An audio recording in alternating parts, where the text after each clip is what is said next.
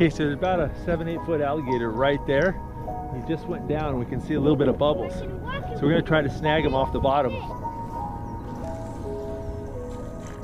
Perfect, let's sink.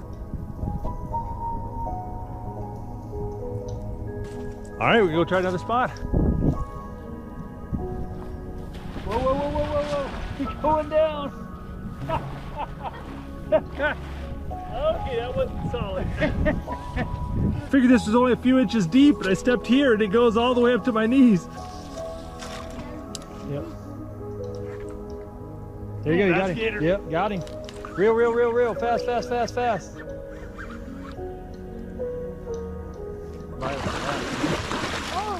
You pull that. Don't let it go. Got him. Man, that guy is fat. That is a fat tail. I think he